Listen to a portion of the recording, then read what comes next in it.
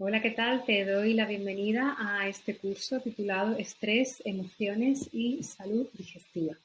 En este primer punto vamos a hablar un poco más acerca de qué es el estrés para comprenderlo de verdad y por fin, ya que nos cuentan tantas veces a las personas con problemas digestivos que nuestro problema pues está causado por el estrés. Así que vamos a intentar pues descubrir un poquito más qué es el estrés, ya que siempre que pensamos en estrés parece que nos estamos imaginando solamente al típico señor con traje y corbata maletín que va corriendo de un lado a otro, o una persona con un escritorio de trabajo lleno de cosas, ¿no?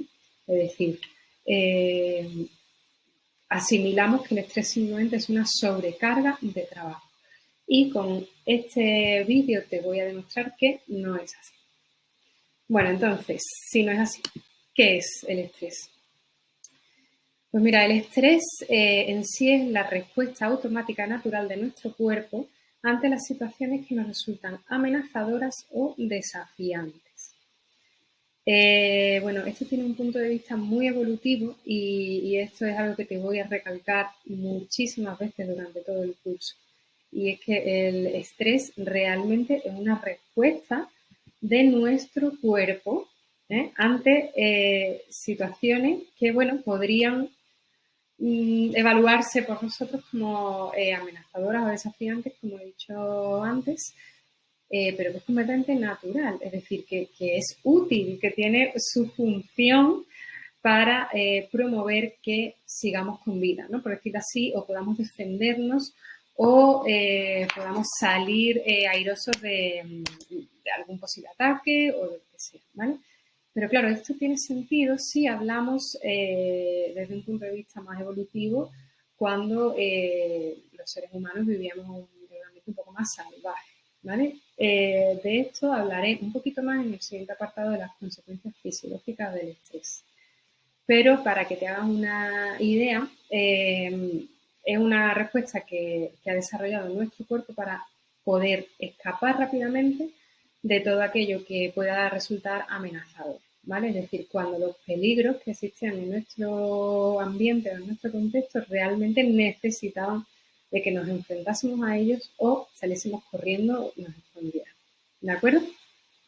¿Qué pasa? Que la situación en nuestro contexto, nuestro estilo de vida actual es muy diferente, y las situaciones de las que tenemos que huir o las que tenemos que enfrentarnos en la mayoría de los casos, pues no tienen nada que ver con cómo eran anteriormente, ¿vale? Entonces, ¿ahora qué ocurre? Bueno, pues que tenemos un gran órgano muy poderoso que es nuestro cerebro, que nos da la imaginación, y todas esas respuestas al estrés que nos ayudaban a salir corriendo o a enfrentar esa situación, bueno, pues aparecen cuando nos imaginamos que algo malo va a sucedernos, o cuando nos tenemos que enfrentar a algo que nos resulta difícil o nos resulta doloroso. Sea o no sea esto una realidad en sí, ¿vale? Es decir, que solamente con el mero hecho de imaginarnos las cosas, pues ya se enciende esa respuesta de estrés en nuestro organismo. Bueno, esto no te preocupes, que quedará bastante más claro en el resto de módulos de este curso. Bien, ¿quién fue una de las primeras personas que empezó a hablar de la respuesta al estrés a nivel fisiológico, ya un poco más en el campo de la salud? Bueno, pues Hans Selye fue una de las primeras personas, pero descubrió los efectos del estrés de una forma, como te digo, ¿no?, accidental. Pretendía este investigador ver qué efecto tenía sobre unas ratas una inyección de una determinada hormona, ¿vale? Pero no tenía nada que ver con el estrés, ¿no?, sino simplemente qué efectos tenía determinada hormona que estaba estudiando. Pero resulta que, digamos que este investigador no era demasiado hábil a la hora de ponerle esa inyección a las ratas. Y les pinchaba mal, a las ratas les dolía, o a lo mejor alguna se le cae por el suelo. O sea, imaginaron la situación que tenían esas ratas, que no sabían ni cuándo ni cómo iba a aparecer Hans con su aguja en mano y la iba a torturar, ¿vale? Porque al final eso resultaba ser una tortura. Bueno, me estoy hablando del principio de los años, pues 1930 y tantos, o sea que ese tipo de prácticas ahora mismo están muchísimo más controladas, pero por aquellos años no. Entonces se le podría infligir a los animales de laboratorio todo tipo de pequeñas torturas. Y entre ellas estaba esa, ¿no? Él decidía investigar, bueno, pues cómo esta inyección de determinada hormona afectaba al organismo de esas ratas. Y lo que descubrió al final es que todas las ratas presentaban un cuadro similar, ¿no? Con úlceras en el estómago, con problemas en la piel y, bueno, pues con una serie de parámetros en sangre que eran parecidos. Y era, bueno, pues lo que él llamó la respuesta al estrés. O sea, quería investigar una cosa y al final descubrió cómo el estrés estaba afectando al organismo. Y ya a partir de ahí, bueno, pues lo investigó todo mucho más, ¿vale? Bueno, toda esta historia evidentemente es mucho más amplia y demás, pero para que os hagáis una idea, ya empezó a descubrir los efectos del estrés en el organismo sin querer. Entonces, ¿qué definió Hans Hegel el estrés? Creo que esta definición es de 1939, creo recordar. Pero vamos, si no es justo ese año, es más o menos por ahí. Y dijo que los procesos fisiológicos y psicológicos que se desarrollan cuando existe un exceso percibido de demandas ambientales sobre las capacidades percibidas del sujeto para poder satisfacerlas. Y cuando el fracaso en lograrla tiene consecuencias importantes percibidas por el sujeto. ¿Vale? Esta es la definición de estrés de Hans Hegel. ¿Qué quiere esto decir, no? Al final, porque es una definición quizá un poco densa. Y es que el estrés al final es lo que ocurre en nuestro cuerpo y en nuestras emociones cuando vemos que en nuestro ambiente, en nuestro contexto, hay muchísimas demandas, es decir, que ocurren muchas cosas y pensamos que no somos capaces de hacerle frente a esas cosas. Y además, todo esto tiene un gran impacto en mi día a día. Y es que el cómo evaluamos las cosas que nos ocurren es nuestra mayor fuente de estrés. Bueno, y por supuesto no solamente las cosas que nos ocurren, sino las que no podrían suceder. Ahí entra en juego la imaginación y la capacidad del ser humano de anticiparnos a las situaciones que puedan sobrevenir, ¿vale? Entonces, al final nuestro mayor enemigo está en nuestra cabeza, es nuestra mayor fuente de estrés, el cómo nosotros vivimos cada situación. Entonces, el estrés no es solamente tener mucho trabajo, porque entonces quizá una persona que no tiene empleo no podría estar estresada. Y para nada, ¿no? Una persona que no tiene empleo también muestra unos niveles de estrés bastante altos si realmente eso es algo importante para ella. Así que bueno, vamos a ver, ¿qué es entonces el estrés en sí? Te lo voy a mostrar con la siguiente gráfica. El estrés, digamos que es una mezcla entre lo que nos ocurre, cómo interpretamos lo que nos ocurre, ¿vale? Es decir, la evaluación que hagamos de esas circunstancias, qué recursos tenemos o pensamos que tenemos para hacer frente a lo que nos ocurre y cómo percibimos también nuestra propia capacidad para afrontar eso, ¿vale? Y también, bueno, pues todo esto estaría enmarcado en cómo de importante es eso para mí. Creo que lo vas a entender mejor con un ejemplo bastante cotidiano y bastante simple, ¿vale? Imagina que, bueno, tenemos esta situación. Se rompe la lavadora. Las lavadoras son esas malditas máquinas que se rompen en el peor momento, ¿no? Para todo el mundo. Bueno, y tenemos dos circunstancias. Aquí puedes ver a la izquierda a una mujer joven, bueno, pues normal, ella sola, y a la derecha puedes ver también a otra mujer, pero con un par de niños más pequeños, ¿vale? Entonces vamos a llamarle a una Loli y a la otra le vamos a llamar Dolores. Bueno, pues simplemente porque le podáis poner un nombre y le podáis poner quizá personalizar un poquito más, ¿vale? Entonces, ante el mismo hecho se rompe una lavadora, tenemos a Loli que empieza a darle vueltas a lo que ha ocurrido, ¿no? Y dice, uff, ¿ahora qué? Se me ha roto la lavadora. ¿Y qué hago? ¿Qué se hace cuando se rompe una lavadora? ¿A quién llamo? ¿Cómo voy a hacer para que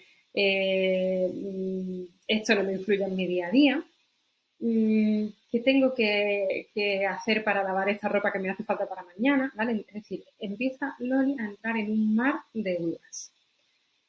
Pero Loli es una mujer que vive sola, es joven, que tiene un trabajo bien remunerado, que ella se gestiona su propio tiempo, digamos que no tiene que darle casi que explicaciones a nadie, al tener un buen sueldo pues tiene acceso, ¿no? a un armario bien lleno de ropa, etcétera. Pero sin embargo, Loli empieza a darle vuelta a la cabeza, empieza a agobiarse porque no sabe cómo solucionar esos problemas.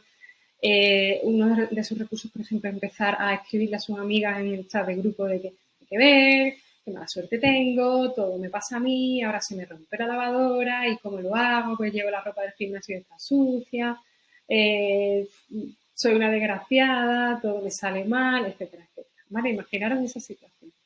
Imaginaros el nivel de estrés que eso le puede repercutir a Loli.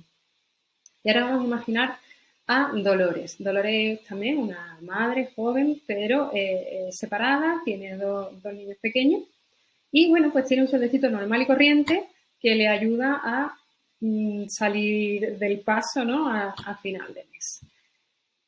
¿Qué pasa? Que Dolores, bueno, pues ve que la lavadora se ha roto y por supuesto se cabrea con la lavadora y enseguida empieza a decir, venga, ¿qué hago?